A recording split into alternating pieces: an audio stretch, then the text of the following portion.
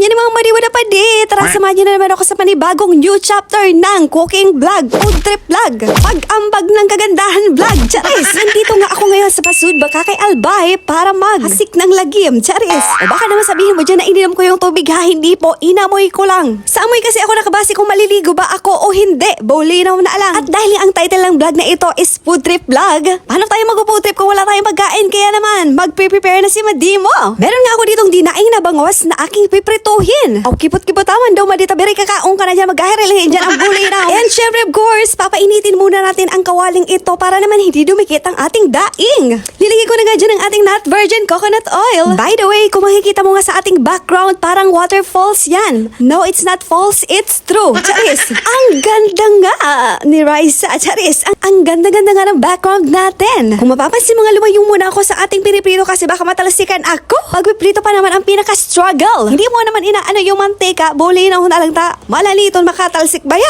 At sakto naman sa mga oras yan, wala pa masyadong naliligo. O si Sema na makarigo sa mga panahon na init. Ang lespot na baya ang panahon. Baka naman next week talaga namang mainit na. At goodbye aircon na nga, bulinaw na lang. Di pa kita nagpuputi, mainit na naman. Kayo ba kung tatanungin anong gusto yung panahon? Malamig o mainit? Ako kasi kung tatanungin mo, mas gusto kita.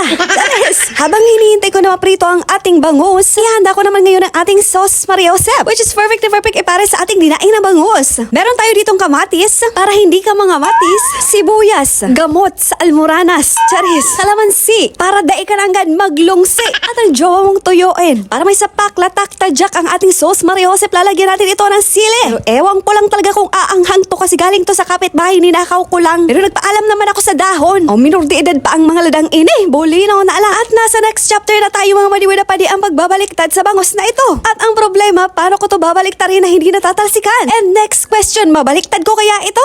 Kung hindi naman siya madaan sa santong dasalan, santong paspasan, baka malayain ko siya dyan sa ilog. Charis. At mabuti naman nga umayon sa aking mga plano ang bangus na ito. Dahil kung hindi, wala siyang choice kundi ang mag-swimming dyan sa ilog. And fast forward nga, naluto na ang ating daing na bangus. Sa wakas mga kaksiba na si Madimo. O diba, perfect na perfect ang pagkakaprito. Walang katotongan na nangyari. At meron din tayo ditong okra na ipiprito ko na rin. Sayang naman kasi yung init ng mantika, dyan ko na lang siya lulutuin. Perfect na perfect naman itong ipare sa ating daing na bangus.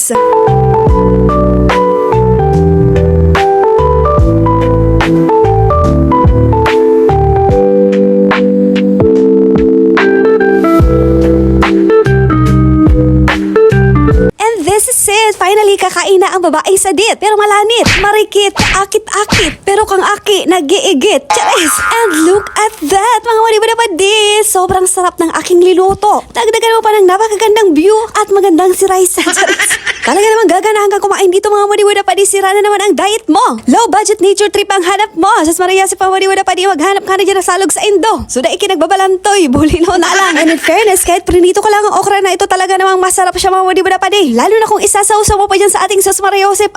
Sauce Maria Josep talaga. Simpleng ulam, but the best talaga mga madiwada pa di. Sabayan mo pa ng napakagandang ilog na ito. Mapapasapi ka na lang talaga ng thank you Lord. Kasi binigyan mo kami ng napakagandang kapaligiran at pagkain. Payapa, peaceful at malayo sa gera. Pero harani sa chismosa. Bulinaw na lang. Pero mas marin nasa lagay ng harani sa chismosa kaysa sa puro gera ade. Jesus Maria Josep. Sana matapos naman ang gera na yan sa ibang bansa ade. Kulo na bagang apektado. Mamarahal na ng gadgabos. Mamahal na ang bulinaw na alang kainiyo. Jesus Maria Josep. Pero sa edad ko ito, hindi ko alam kung bakit sila nag-aaway. And that question will be your assignment. Kapanibuda pa di. What is the main reason or the cause of war? To be submitted tomorrow. Charis! Jesus Maria Josep, nag-assignment pa. Sa muli, maraming salamat sa panonood ng video na ito. At abangan naman ang next episode ng pag-ambag na libag ni Heart Evangelista ng Cuba, Tabaco City, Albay. Bulinaw na alang.